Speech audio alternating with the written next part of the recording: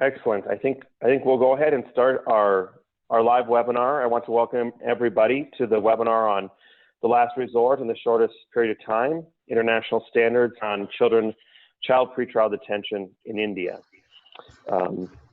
Thank you everybody for your interest in this important topic. We have a great webinar for everyone today. A couple housekeeping items before we begin. First, the webinar is being recorded, and we will make it available, and we'll send out a link to all of the attendees so you can share it with anyone who is not able to join us live. And then, secondly, about the final 30 minutes or so of the webinar is going to be reserved for a question and answer period. So if you want to submit a question, you can do that via the chat box, and you can send the question directly to me, to Douglas Keeler, when you choose who you're sending the chat message to. And I'll go ahead and be monitoring that throughout the webinar. So feel free to send your questions in at any point. I'd like to briefly introduce our panel for this afternoon's webinar. We're very excited about the panel that we put together. Justice Madan Lokur is a former judge of the Supreme Court of India and currently a judge of the Supreme Court of Fiji. Justice Lokur is widely recognized as an expert in children's rights and juvenile justice, and formed the Juvenile Justice Committee of the Supreme Court of India. And next we have Yannick van Brink, who is the Assistant Professor of Child Law and Criminal Law at the Department of Child Law at Leiden University in the Netherlands. And he's currently a scholar at the University of Cambridge in the United Kingdom. Yannick has also published numerous articles on children's rights, pretrial detention, as well as focusing on the Dutch juvenile justice system. He also serves as a deputy judge in the juvenile court in The Hague. We also have Bharti Ali, who is the co-founder and director of the Hague Center for Children's Rights, working on issues related to women and children, child labor, trafficking, juvenile justice, as well as other issues. Bharti has published numerous articles and reports on children's rights in India. And I'm Douglas Keeler. I am the founder and director of Juvenile Justice Advocates International. We work with local governments to ensure that juvenile detention is used as a last resort and for the shortest period of time possible. We have sites where we work in Mexico, and we're currently expanding our work to other parts of Latin America as well.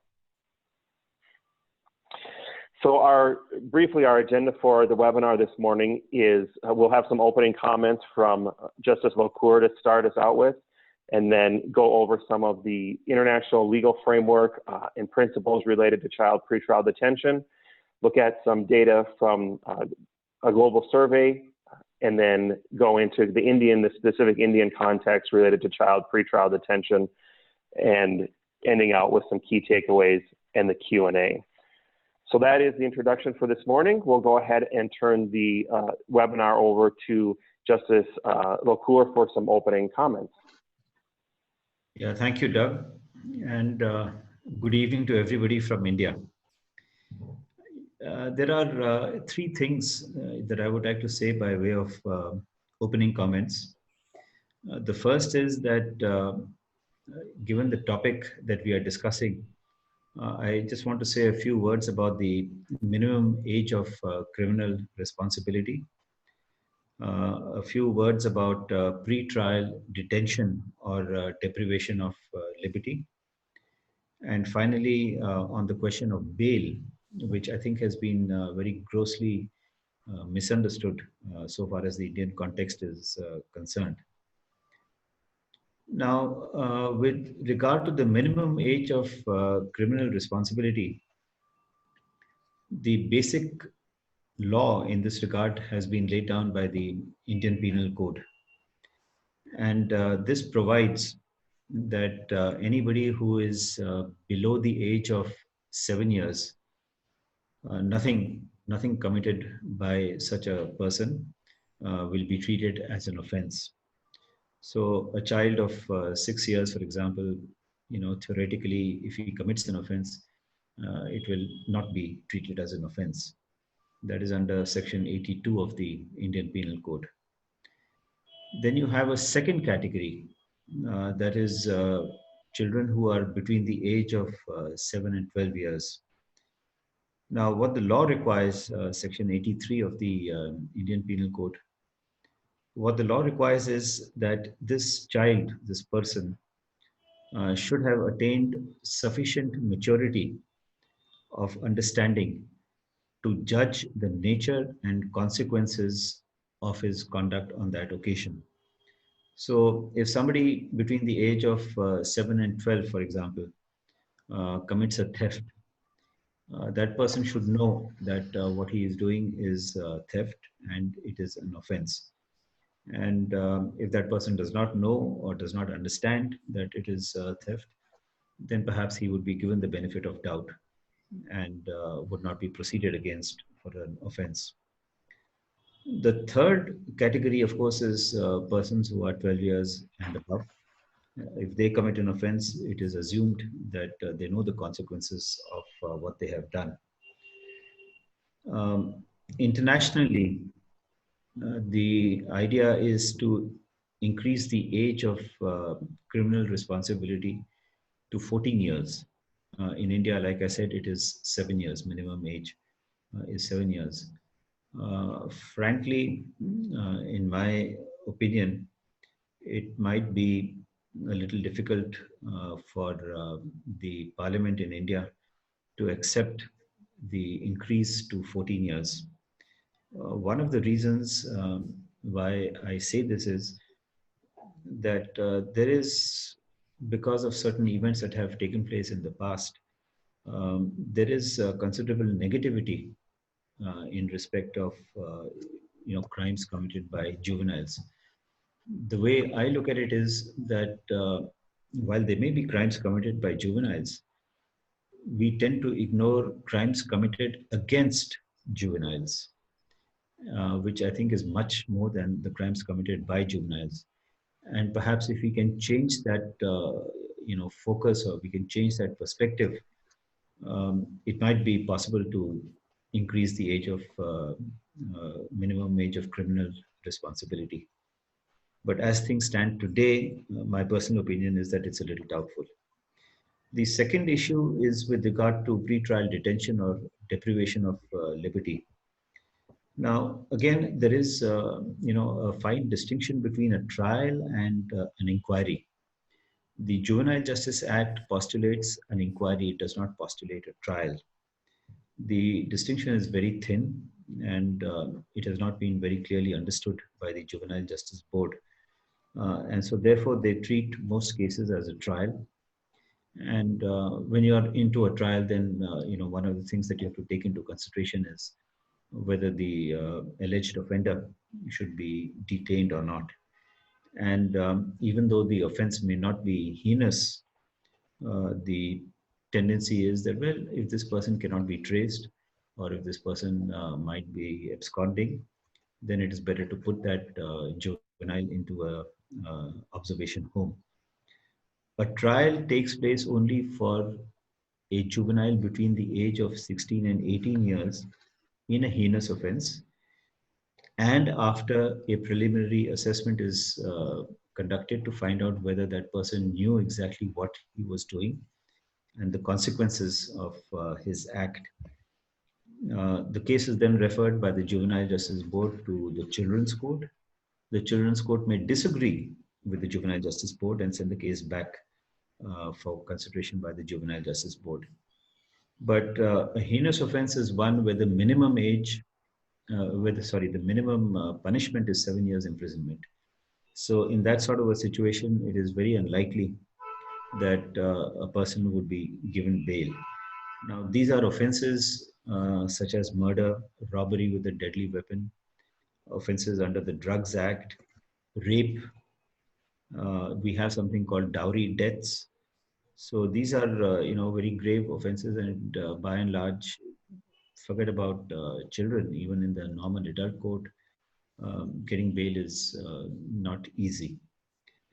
Now, as far as juveniles are concerned, like I had said, there is a misunderstanding about the right of a juvenile to get bail. According to me, the juvenile, but there are three exceptions. And the three exceptions are that it would not be in the interest of the juvenile to be granted bail because of an association with a known criminal. Secondly, for the moral, physical, or psychological benefit of the juvenile. So if he's in some moral, physical, or psychological danger, bail can be denied. And thirdly, bail can be denied if it defeats the ends of justice, which is a very large sort of a concept. But the tendency is not to look at these three factors, which I think is wrong. The statute requires the court to look at these three factors. And if these three factors are looked at, I think the deprivation of liberty or the minimum, incarceration would be reduced. One problem is that even if a child is granted bail, we don't have a sufficient number of probation officers or trained probation officers, who can follow up. So these are some issues which I think need serious consideration when we are discussing, topics of the minimum age of criminal responsibility and deprivation of liberty. Yeah, back to you, Douglas. Thank you, Justice Lokur. Now we're going to have Yannick share with us some of the international developments. Yes, thanks, Doug. Yes, in this part of the webinar, I will briefly address some of the key international children's rights standards related to pretrial detention of children. I will pay particular attention to the recent developments in this field. Next slide, please. Well, in the past year, children's rights and youth justice received quite a lot of attention internationally. In November last year, the month of the 30th anniversary of the Convention on the Rights of the Child, the United Nations Global Study on Children Deprived of Liberty has been published. In this study, the issue of deprivation of liberty of children has been researched as a global phenomenon, and this study provides very useful insights in the scope of this phenomenon and in its underlying causes. So it's a really important document. Moreover, 2 months earlier, in September of 2019, the United Nations Committee on the Rights of the Child issued its new General Comment number 24. And Justice Lokur already referred to it very briefly. And this new General Comment number 24 basically provides guidelines on how states can establish a children's rights compliant youth justice system. Next slide, please. But what is the status of this new General Comment number 24? Well, it's basically a commentary provided by the Committee on the Rights of the Child to the Convention on the Rights of the Child. And it's a commentary particularly to the provisions of Article 37 and 40 of the Convention, which are the provisions that are relevant for youth justice. Well, this general comment as such is not a legally binding document, but it has to be seen as an authoritative interpretation of the Convention, which is a legally binding treaty. So the general comment has legal value as well. Well, as mentioned, General Comment number 24 provides recommendations for children's rights compliant youth justice system. It replaces the previous General Comment number 10, which dates from 2007, and the new General Comment entered into force on the 18th of September 2019. Next slide, please. Well, I would like to highlight two key children's rights issues based on this new General Comment, and Justice Lokur already also touched upon it. But first of all, the minimum age of criminal responsibility, and secondly, the standards related to pretrial detention of children. Next slide, please. Yeah. Well, according to the Convention on the Rights of the Child, all states parties, including India, should establish a minimum age of criminal responsibility. However, the Convention does not dictate how high or how low this age should be. Well, in its previous General Comment number 10 from 2007, the committee took the position that 12 years should be the absolute minimum, and that an age of 14 or 16 should be encouraged. Well, in its new general comment, you see, of number 24, you see a shift in the position of the committee. The committee notes that 14 years, a minimum age of 14 years, is internationally the average. The committee refers to new knowledge of child development, brain science, that basically indicate that children below the age of 14 cannot truly oversee the consequences of their actions and should therefore not be held criminally responsible. This research shows that children under the age of 14 are not truly capable of understanding a criminal trial and can therefore not have a fair trial. So this is also used as a reason for the committee to take the position that 14 years should be the absolute minimum and a higher age of 15 or 16 should be encouraged. What's very important is that the committee emphasizes that the effectiveness of a minimum age of criminal responsibility depends on how children are treated above and below this age. So there has to be a high quality child protection system in place to deal with children below the age of 14. And this system should also be appropriate to deal with, well, children below the age of 14 who commit offenses, and also in order to preserve public safety. Next slide, please. Well, this is a map provided by CRIN, and well, here you can see the minimum age of criminal responsibility across the globe. And you see, like Justice Lokur already addressed, that India has a very low minimum age of 7 compared to other countries in the world. Next slide, please. And this is a graph that shows the minimum age again, and you see that, well, 14 is, in my view, not really the average minimum age across the globe, but it is the most frequently used minimum age worldwide.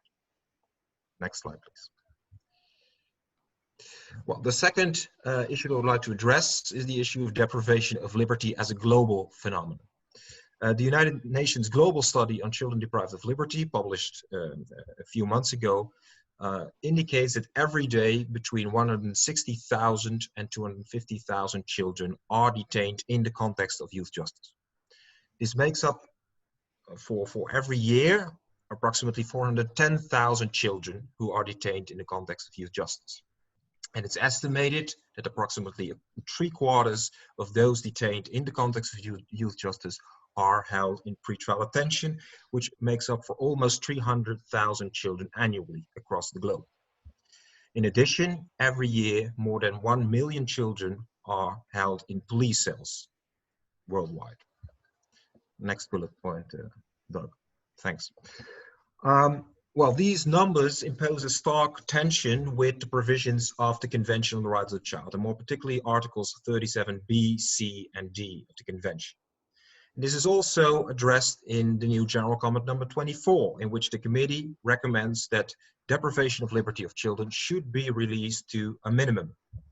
The committee recommends that deprivation of liberty is only used if strictly necessary for public safety or public health concerns, and it recommends to abolish all youth prisons and large-scale detention facilities for youth. It also encourages states to implement a minimum age for deprivation of liberty, such as 16 years. Next slide, please. Well, under Article 37B of the CRC, pretrial detention of children should be a last resort and be used only for the shortest period of time. According to the committee, this means that pretrial detention should be used only in the most serious cases where community placement is not appropriate. This also implies that non-custodial alternatives have to be available and that the law should provide strict time limits and regular reviews by a court or judge. Under Article 37C of the Convention, children placed in pretrial detention should be held in child-appropriate facilities. This means that they have to be separated from adults in detention and that there have to be child-appropriate conditions and regimes, including pedagogically trained staff. And finally, under Article 37G of the Convention, procedural safeguards have to be in place. Children who are in pretrial detention are entitled to legal representation and have the right to challenge the legality of pretrial detention before a judge or court. Next slide, please. So to conclude, pretrial detention of children is an issue of global concern. And I think, well, the next speakers will address whether it's also a concern in India, but I think it is. And all states parties of the Convention on the Rights of the Child, including India, have the obligation to invest in reducing the use of pretrial detention of children. And it's a legal obligation under international law. But moreover, it also, research shows that reducing the use of pretrial detention of children also generally benefits public safety. Especially the unnecessary overuse of pretrial detention is not effective. Research shows that community-based interventions are generally more effective to deal with children who commit offenses than detention. And finally, reducing detention also saves a lot of money because community-based interventions are generally more or less expensive compared to the use of detention. Well, a related issue that has to be discussed, and Justice Lokur already mentioned it in this context, is the minimum age, because a very low minimum age implies that young children are also eligible to end up in pretrial detention. And finally, it's important, and we see it in other countries as well, that efforts to reduce the use of pretrial detention of children require collaborative reform efforts in which multiple stakeholders take action, including the legislator, policymakers, and practitioners. Back to you, Doug. Thank you, Yannick. So I'd like to share some of the experience of our organization in working on this issue of child pretrial detention, and specifically focusing on two areas, and as well as some of the research that we have conducted. When looking specifically at pretrial detention, the experience that we have is focused on two main topics. First is the decision to detain, that it should be used as a measure of last resort, and how to ensure that pretrial detention is an exceptional measure. And second, the length of the process, the length of time that children are detained awaiting trial or awaiting adjudication or resolution of their case, ensuring that it's in fact the shortest period of time possible. So again, just coming back to the numbers from the UN Global Study that Yannick shared, here's a graphic representation of the number or percentage of children around the world who are detained pre-trial versus in prisons or post-trial or post-adjudication. So it's almost 3/4 of youth are being detained awaiting trial. This definitely indicates to us that in most parts of the world, it continues to be a struggle to attain pretrial detention truly as a measure of last resort. So in our work, we were looking at this decision to detain a child before trial or before their case has been resolved, needing to be an objective decision that's being made transparently and based on the procedural necessity, as the Committee on the Rights of the Child has said, that it should not be based solely on the crime that's being charged, but rather on the procedural needs of the case at hand. And this related to our work in essentially replacing a money bail system in Mexico and implementing essentially what is a detention screening instrument with supervised release awaiting trial. So just real briefly to show some of the information that we were able to work on, replacing a bail system and implementing detention filtering instruments. Before our pilot project started, about 50% of youth who were arrested were placed in pretrial detention.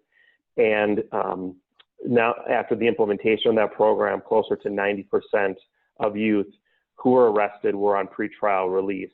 And that coupled with effective probation supervision, very few youth are having their release revoked and sent back into detention. So this to us is a statistical representation of what pretrial detention as a measure of last resort can look like and ought to look like in many places in the world, that the vast majority of youth who are arrested do not need to be in pretrial detention, that there are in fact effective alternatives. Secondly, looking at the shortest possible period of time. And this is where our organization worked with a couple of universities, the University of Minnesota and the American University in Washington, D.C., to conduct a global survey of 118 countries' statutory limits on child pretrial detention. We were specifically looking at how long countries' laws allowed youth or children to be detained while they were awaiting trial or awaiting adjudication.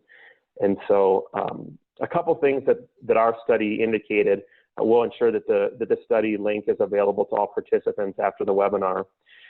First, we looked specifically at which countries had a child-specific time limit to pretrial detention versus which countries had generally applicable time limits on pretrial detention or maximum durations. And then you see that about 43% of countries that we surveyed had child-specific time limits. 31% of the countries we surveyed had a time limit that would be applicable to both adults and youth. And about 26%, about a quarter of countries in our survey, didn't have any specific statutory time limit to how long youth could be detained awaiting trial. Next, in most country statutes, we saw that there would be a limited number of days or number of weeks or months that youth could be detained awaiting trial. And that's what we call the base limit. So here you see countries in the number of days that they'll allow youth to be detained. And then countries in orange would be countries that allow more than 6 months of pretrial detention as a base limit, which is at least under General Comment 10 and then also under General Comment 24, the recommended maximum length of pretrial detention. But then there was also, most countries also have what we called an extended time limit, so exceptions to that limit. And the global average for the extended time limit was over 330 days. So most countries are allowing extensions to how long children can be detained awaiting trial. And in some cases, there's no actual limit to how long children can be detained awaiting trial if an extension has been requested by either the prosecution or the defense or the judge in that case. So a quick overview of some of the conclusions of the study that we conducted, specifically looking at the amount of time that children can spend in pretrial detention. The first is that it's a global issue, that it's not reserved to any specific region or countries with any sort of specific legal traditions. A significant number of countries lack time limits that are specified in their statutes, and that child-specific limits certainly provide stronger protections for youth than applying adult limits to children, which would be right in line with the Convention on the Rights of the Child as well as with the committee's recommendations. Only a few of the recommendations that came out of this report. I'll just highlight a couple of the recommendations. First, that statutory limits should be strong with very strictly defined exceptions to those limits, and the courts, of course, need to enforce those time limits. So the study itself wasn't able to look at if courts are actually enforcing the limits that are in their statutes, but from anecdotally, it was certainly clear that many countries there are cases, in some cases, it's very common for youth to be detained awaiting trial much longer than the statute would even allow.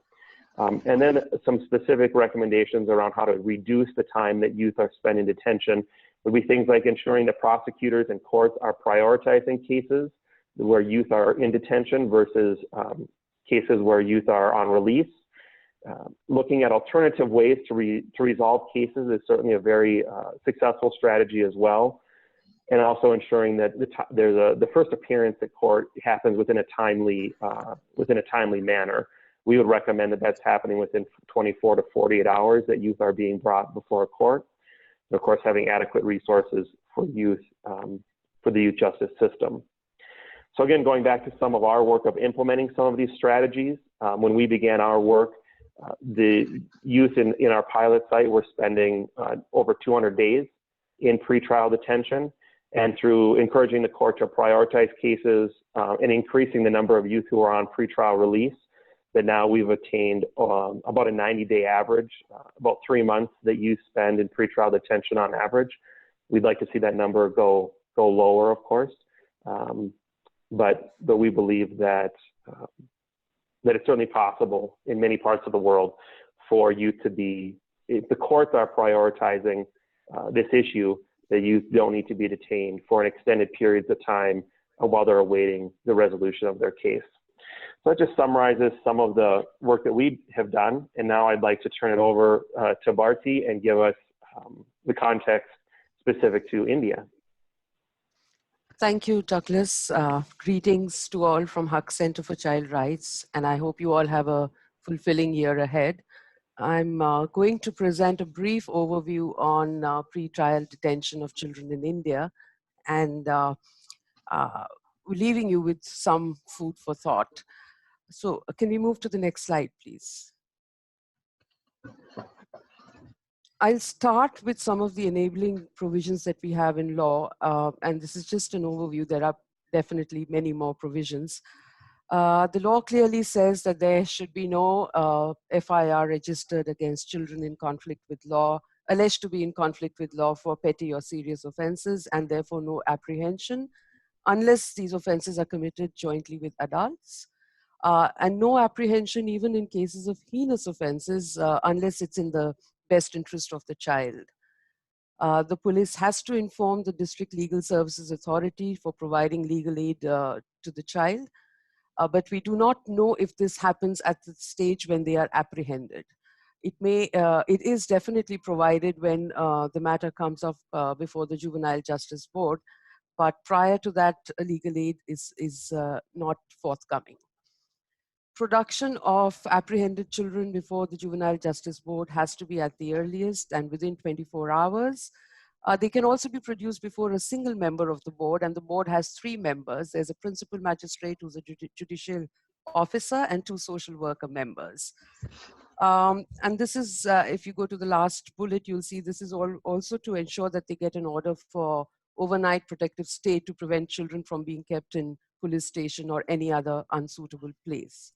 So therefore, no child can actually be kept in a police lockup. Next, please. Justice Lokur has already taken us through the provisions relating to bail, so I'm not going to repeat that. But bail can be given on personal bond without or with surety. And over the years, in practice, at least to some extent, we've been able to ensure that bails are given without surety, without requirement for a child to furnish any surety. Also, the bail conditions can be modified if the child is unable to meet those conditions. Next, please. This is the judgment which actually talks about what do we mean by defeating ends of justice when it comes to bail provisions relating to children in conflict with law. And it clearly says that gravity of offense, etc., cannot be considered as a ground for declining bail. Rather, it treats them as something which would defeat the ends of justice. So it's the developmental needs of the child that should actually guide whether a child has to be released or not to be released on bail. Next, please. If you look at this slide, on the first production of the child before the board, the case can be disposed of if the records suggest that there are no grounds to actually hold the child back, and if it's a case of a petty offense. The child can be released under supervision of a fit person or a fit institution, or generally under supervision of probation officers with direction to appear on the next date. Next, please. We'll go on to the next to look at some data to tell us what kind of treatment is meted out to children in conflict with law. And here, as you see, in 2018, there were some 38,256 children who were apprehended. Unfortunately, the data on pretrial detention is very, very inadequate. So we really don't know apprehended and then taken where.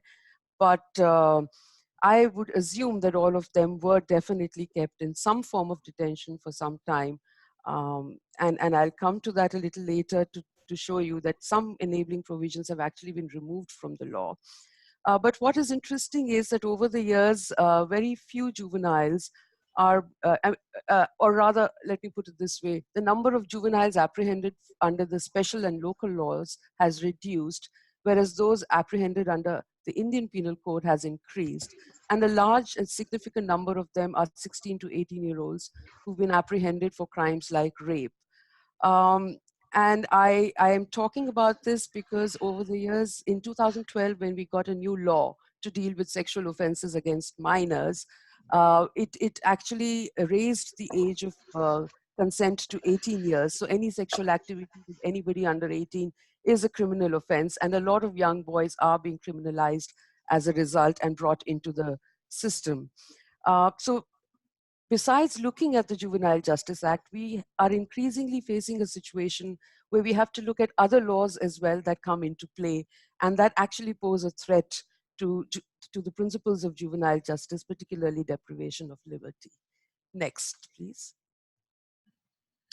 And contrary to popular belief, children who offend actually don't walk away free. We were faced with this question, and we continue to face this question because post 2012 December, when a gruesome rape took place involving a juvenile, people had this understanding that juveniles can get away with murder. By and large, people still carry that understanding. But as you can see, the rate of conviction is very high when it comes to children in conflict with law. And over the years, the pendency is also increasing, which I'll show in the next slide. Rate of conviction for adults is reported to be 50, whereas for juveniles, it's been 87% in 2018. Next, please. Disposal, if we look at this, interestingly, there are two categories on which information used to be available until 2016, which is missing now. That is release of children on probation and when they are placed under care of a fit institution, or release on probation when they're placed under care of parents, guardians. So that information is no longer available. And a new category of awarding imprisonment gets added in, which is a result of a judicial waiver that has been introduced in the juvenile justice law, treating 16 to 18-year-olds alleged to have committed heinous offenses as adults. Another interesting thing that you will notice in this page is the component that talks about children being released because the cases were termed as unoccurred or they were quashed or discharged by courts. And so that really raises a question as to where were these children kept, and why were these cases filed in the first place? What's wrong with the system? Pendency, as you can see, was as low as 38% in 2016 and then went up to 63.3%. And it's come down a bit to 54.7%, but it's still quite high. And we do not know the length or the period for which these cases have been pending. Next, please. I'll just skip to the last 2 points, which is the fact that we have also no information on use of counseling or de-addiction programs or community service, etc., pre, during, and post-inquiry or trial. And certainly no information on follow-up. Next, please. As I said, pretrial detention cannot be ruled out for all the children in conflict with law. The first point that I highlighted, that if cases were quashed, then why were they there in the system? The second, data is a huge challenge when it comes to pretrial detention. The third, we do not know if the police actually releases them on bail, although they can do so. To my mind and my experience, release of children on bail by police is not a norm. And it's not easy for children compared to adults. Next, please. The point about low minimum age of criminal responsibility has been shared by Justice Lokur. I'm not going to repeat that. But what I definitely want to say is that because people feel that children can get away with anything, there has been a huge demand for lowering the age of juvenility, which is 18 as far as India is concerned, even though MACR is set at 7 years. My fear is that if age of juvenility is reduced, then or lowered, then everyone who is above that age would be treated and tried as an adult. Next slide, please. As I said, a judicial waiver was introduced. The law has become more offense-centric than offender-centric. And classification of offenses as well as the age form the basis for this judicial waiver. Both aspects are full of loopholes and lacuna. Next, please. The offenses have been classified into 3 categories: petty, serious, and heinous offenses. Petty is where the maximum imprisonment is up to 3 years. Serious, where imprisonment is between 3 to 7 years. And heinous offenses are where minimum mandatory imprisonment for 7 years or more. While dealing with a case that was a hit and run case where charges were filed for homicide not amounting to murder, the Supreme Court recently came across a situation where a whole range of offenses were not falling in either of these categories. So these were offenses where minimum sentence is less than 7 years, offenses where no minimum sentence is prescribed, but maximum is more than 7 years. And often in these cases, emotions have been the guiding rule, which just increases the scope for pretrial detention. Next, please. And that's the case that I was just referring to. Although in the judgment, the Supreme Court has called upon the legislature to find a permanent solution, a permanent course correction. But as Justice Lokur pointed out, the political climate is not in favor of children in conflict with law. Next, please. With age determination, we have serious problems. Most litigation in this country has happened around age determination, and I'm sure that's the case across the world. But in the current law particularly, we have a problem, which is that the section that talks about age determination, section 94 of the Act, restricts itself to age determination by the juvenile justice boards and child welfare committees. I'm not going to talk about child welfare committees since that's out of our purview today. But that increases the scope for arbitrariness in age determination by courts other than the boards. The second aspect is that there is supposed to be reliance on documentary evidence like school certificates and birth certificates, but the absence of school certificates, because not many children are school going or have dropped out of school and have never really kept their school certificates, and lack of birth certificates cause a serious concern. As a result, often the boards are relying on medical age determination tests, and the law now talks about using ossification test or with any other latest medical technology. But the fact is that the moment the law says ossification, invariably all the government hospitals rely on bone ossification test. Whereas in the earlier law, we had a provision of a medical board where 3 doctors would carry out different tests and an opinion would be given on age. That has been done away with, and that's causing a great harm. Next, please. As I said, some enabling provisions have been removed. Children could have been released on advice and admonition by police. They could have also been treated as children in need of care and protection by police, but both these clauses have been taken away from the central rules of 2016. Next, please. There are some important concerns in today's scenario, and that is about illegal detention of minors. The law is silent on that as to what happens and what is to be done, when cases of illegal detentions are brought to light. The JJ Act is silent on it, the Juvenile Justice Act. And increasingly, we find that the overriding effect of the law is losing its meaning. So children are being detained, tried, punished under draconian laws in the name of national security. And we've seen that in Kashmir. Of late, we've seen that also in Uttar Pradesh and in other states where protests have taken place against the Citizenship Amendment Act and the National Citizens Register. And minors have been participating in these protests. Police torture is common in illegal detention. There is no control over the period of such detention because they are illegal. Jail visits are mandatory for juvenile justice boards, but they seldom take place, and the jail visit reports are not made public. There is no track of those who are detained in places other than police lockups, and I've just come back from one of the districts in Uttar Pradesh where children were kept in a farmhouse for some reason. And in the case of Kashmir, there is a petition that one of our colleagues, Yannick, has filed in the Supreme Court, which clearly tells us that children are sent to other states after being detained. So they've been sent to jails in Uttar Pradesh. Next, please.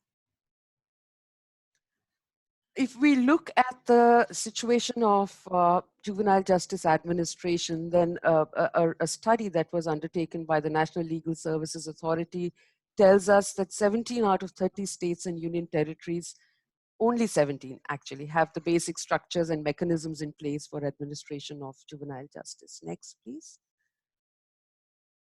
The institutions for children in conflict with law, there are 2 observation homes during pendency of inquiry, and they are supposed to be it's supposed to be existing for every district or for a group of districts.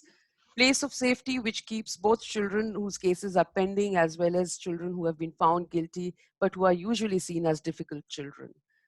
And the status is that only 14% states and union territories have an observation home in every district. Whereas a place of safety exists in at least one place of safety exists in every state or union territory, at least in case of 71% of states and union territories.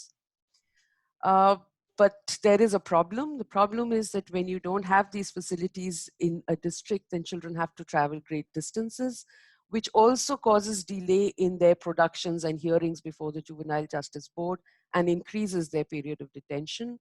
Their contact with family becomes difficult and is reduced, which is not healthy. Monitoring of institutions becomes more difficult and cumbersome. And as a result, many of these institutions actually end up being dens of horror, as media would put it. Facilities are inadequate, and we do not have developmentally appropriate services and basic protections. Next, please. Investments in juvenile justice remain inadequate. There is increasing state abdication of responsibility and accountability. So a lot of burden of providing services is falling on NGOs and the corporate sector, and the government conveniently washes its hands off. So when, even when you want to look at records, you really don't find the records, and the government happily says, we're not providing these services. Inadequate number of probation officers, something that Justice Lokur pointed out. Training is also not geared towards building competencies of people in the child protection system. A concern as to how do we ensure that all rights of children are met with during pretrial detention, that is education, nutrition, health, leisure, participation. It's a concern to ponder over. Next, please. I leave with you with some thoughts. I don't know whether FIR, a provision which says no FIR and no apprehension is actually about diversion, because we do not want children coming back into the system. And if we're going to just leave them without attention, then what happens is a concern. Yet we do not want pretrial detention, and we want children to be held accountable for their actions. Another concern is that there is a shift, a very clear shift from rights of a child in conflict with law to victims' rights. How do we balance out the two? And that's the need of the hour. The third concern is that should children bear the burden of restorative justice? Because yes, although the law doesn't really have provision for restorative justice, some people have in the country have experimented with it and successfully. But the question remains, should that burden be borne by children when the criminal justice practices do not recognize it at all? And the last 2 slides, next one, is about actually putting the burden on juveniles when the system fails. And I'll leave you with this thought from Dr. Ved Kumari. Preparing children for freedom by taking away their freedom, preparing them for responsibility by giving them no responsibility, preparing their reintegration in society by cutting them from the society is something that should guide our thinking and action. Thank you. Thank you so much, Bharti, for that very important point. I'd like to hand it back over to Justice Lokur for if he has some concluding thoughts for us before we start our question and answer portion. Yes, thank you, Doug. I think India needs to realize and appreciate that there is a lot that has been done in other countries in terms of research, which is lacking in India. we have to appreciate that we must follow the principles that have been laid down in the CRC. But there are a few things that I think are a matter of concern, and some things which have come out in this discussion, which I think are very important. One is with regard to time limits. We have a huge problem of the number of cases that are pending in the courts. But for petty offences, time limits have been given under the Juvenile Justice Act. And I would assume that one of the reasons for the very high conviction rate is that children are told when they are brought to the court in the case of a petty offense or in the case of a serious offense, that if you plead guilty, we will not send you to an observation home. So actually the conviction rate of 80% is, I think, very, very high. And although Bharti has mentioned that in the adult courts, it is 50%, I have my reservations in the sense that it could include traffic offenses. So even if the conviction rate in traffic offenses is 100% or 90%, it doesn't mean that the conviction rate for other penal offenses is also very good. Legal aid is, I think, a very important point. Children are not given adequate legal aid. Certainly not, again, from experience, I could say that they're not given legal aid at the time of being apprehended. This is the legal aid system needs to be strengthened. Money bail, which was mentioned by Yannick, the experience has been that most of the people who are kept in observation homes or who are denied bail come from the poorer sections of society.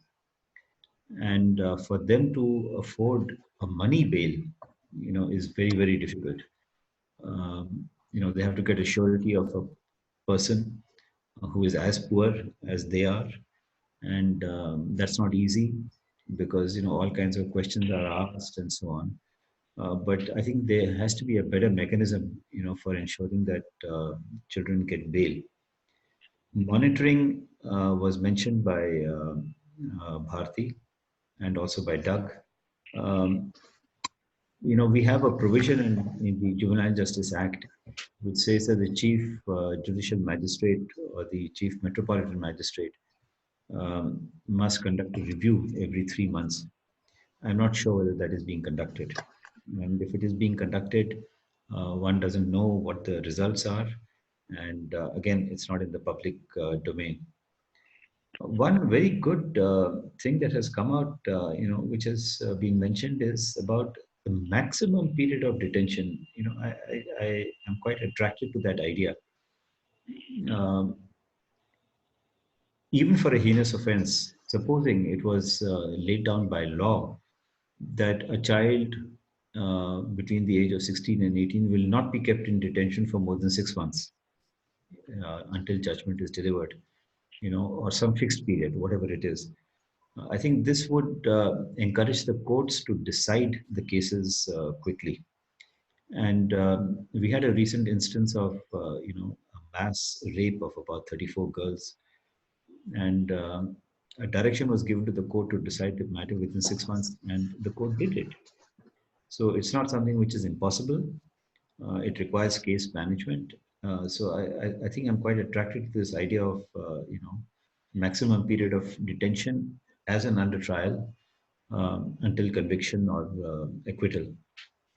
One more thing that I would like to say is that, the view that has been laid down by the Supreme Court in some judgments is that you must not look only at the crime, but you must also look at the criminal.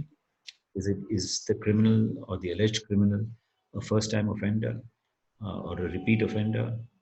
So, but this view that has been expressed by the Supreme Court, I don't think is taken into serious consideration, in the sense that the judges tend to look only at the crime and not necessarily also at the criminal. I think if you combine both, you'll probably get a better result in terms of pre-trial detention. There is a concern certainly about the detention of minors in the recent past, particularly in Kashmir. The law is, to my mind, of pre-trial detention. I think it's extremely draconian. I have not come across any law which says that, except in Kashmir, that's the Public Safety Act, which says that a person who is kept under detention without trial can be transferred out of the state. The law has been that if a person is kept in detention, it should be closest to his home, and he would be entitled to home cooked food. But here, if the person is kept, and minors are also believed to have been kept outside the state, it becomes far more draconian than the law itself. I mean, the application of the law becomes really draconian. I think this is something that needs consideration. One other area where I think we need to look at very carefully is the Juvenile Justice Fund. Now, that is provided for by law. The governments have not contributed to the Juvenile Justice Fund, and I think if they contribute to that, the conditions in the homes and so on can certainly be improved, and even the quality of justice can be improved in the sense that there would be better representation of children who are alleged to be in conflict with law. Probation officers I have mentioned. Police cells was something that was mentioned. The Constitution of India says that if a person is arrested, he will have to be produced before a magistrate within 24 hours. So this is by and large being followed. There might be some exceptions which one doesn't even know of, but that is what the law is. And children of course cannot be kept in a police confinement that the law prohibits. So yeah, I think this is all that I would like to say. But yes, there is a lot has been done, but a lot needs to be done, particularly from the international perspective and looking at what's happening in different countries across the world. So something like the research that has been done by you, Doug, will certainly be of great advantage. Yeah, thank you. Over to you, Doug. Just for the sake of clarity, I'm in no way in favor of money bail for children, because you're right that only causes disparities. So just to be clear, that I agree with you on that point. Yeah. Perfect. Well, thank you, Justice Lokur. Thank you, Bharti. Thank you, Yannick, to all of our panelists. We'll take the next few minutes. I think we'll maybe take the next 5 or 6 minutes here so we don't end too far over time to handle some of the questions. And if any of the panelists as well have questions for other panelists, I think it would be a good interaction. But first, the main question we have here from the attendees is for you, Justice Lokur. What they asked was your thoughts or recommendations on improving or strengthening the probation system for children in India? Okay, we have very few probation officers, and these probation officers, whoever they are, have multiple responsibilities, in the sense that they are probation officers for the Juvenile Justice Act. They are probation officers for the Probation of Offenders Act. They are probation officers. They've got a slightly different nomenclature for the Prevention of Domestic Violence Act. So with these multifarious responsibilities, they're not able to do justice to any one of them. That is the first thing. The second thing is what Bharti had mentioned, namely that they are not given training. What are they supposed to do? They're just supposed to go and see whether the person, who's on bail attends the next date of hearing, or is it something more? Well, it is certainly more, but then, they have to be told that. So that training is lacking. Now, how do we strengthen the probation system? Well, presently, the only way in which it can be done is that the existing probation officers must be given training. Number one, dealing with a probation officer who's involved with domestic violence cases, and a probation officer who's involved with, juvenile justice cases. The training is, quite different. So training, I think, is important. Sensitization is important. And finally, we need to increase the number of probation officers substantially. Yeah, that's it. I don't know if you have anything to add to that, Bharti, related to the probation officers. I have a question both for Justice Lokur and for Bharti, just related to the data that you're able to get access to in India. Is because it had been mentioned a couple times that there's a lack of data, there's a lack of or a lack of having some of that data disclosed. So is it that the data, do you think the data exists, but it's not being made public, or that a lot of times the data isn't being collected? It's related to where children are brought, how long they're being detained, the different kind of missing data points that you had mentioned, Bharti. Yes, Douglas. Sorry, we'll be excused for half a minute. Yeah, please go ahead, Bharti. I'll just come back in half a minute. Sure. There is data, and it's available with the juvenile justice boards. I know when Justice Lokur was hearing some petitions, he was being able to collect that data from all the boards across the country. So the data exists, but in the name of maintaining privacy and confidentiality of children in conflict with law, it never really is made public. Even numbers are not made public, and I really fail to understand the reason. When you're sharing numbers, there's nothing about privacy and confidentiality. It's more about accountability. But yes, there is a challenge in the current scenario. We don't have data that's publicly available. It is with the authorities for sure. Yeah. Can I just add to that, please? Yeah, there are different kinds of data, which is required, and well, like Bharti said, we are just getting numbers. Even the National Crime Records Bureau, for example, will just give you numbers. But first of all, the accuracy of those numbers is doubtful. Secondly, the data needs to be segregated, and that segregation does not take place. So you will have certain rape, for example. There would be, or murder. There would be numbers that are given. But where are those offenses taking place? Who are the kind of people who are committing these offenses? That kind of information also is lacking. So yeah, she's right. Data is a problem over here. And I think over the years, we have stopped investing in research.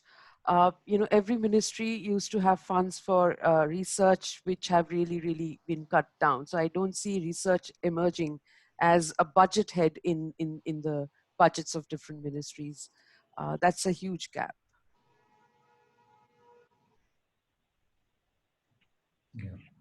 Yeah.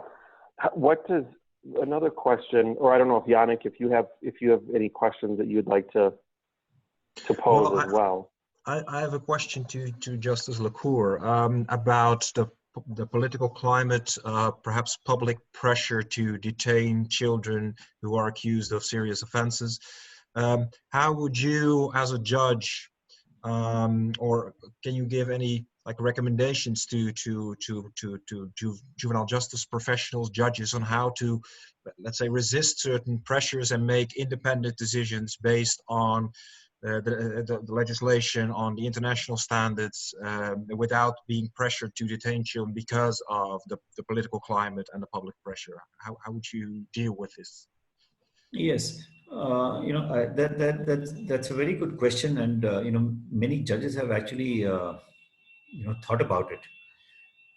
You see, there are 2 or 3 constraints one is the pressure from the public, right? And the pressure from the public gets generated through the media.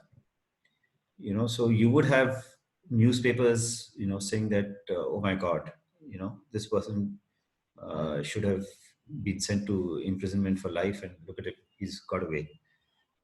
That kind of stuff. So that media pressure also sometimes tends to, put the judges in an uncomfortable situation. But I think one way that judges can perhaps get out of this sort of a problem, is to see what are the international standards. We have a good Juvenile Justice Act, but like I said a little earlier, we're not looking at international standards. And it's not that the international standards are in one country, or in two countries. They're across the board. So if the judges are able to have access to international standards, that this is what happens worldwide, generally, I think they would feel more comfortable in taking the right decision. And that information would certainly be helpful would certainly help them in taking the right decision. So I think that, international involvement is absolutely necessary. In a variety of ways, not only in terms of deprivation of liberty, but also in the conditions in which children are kept in centers and so on. Thank you. Yeah. Well, I want to thank everybody. We'll just, I think we'll conclude here as we're kind of wrapping up and coming to the end of our time. A couple final points. First, again, thank you to all of our panelists. I think this has been incredibly informative. I don't think that a lot of the challenges that India is facing related to deprivation of liberty and child pretrial detention are necessarily are very similar to challenges that many countries are struggling with, and how to ensure that children are detained only as a measure of last resort for the shortest period of time possible. For all of the attendees, we'll be sending out a link to the PowerPoint from this webinar, as well as a link to the video. And we'll also include links in there to the global studies, to the General Comment 24, as well as to the report that I referenced that our organization had conducted related to those. So again, thank you everybody for your participation, and have a great rest of your day. Yeah, thank you. Thank you. Thank you so much.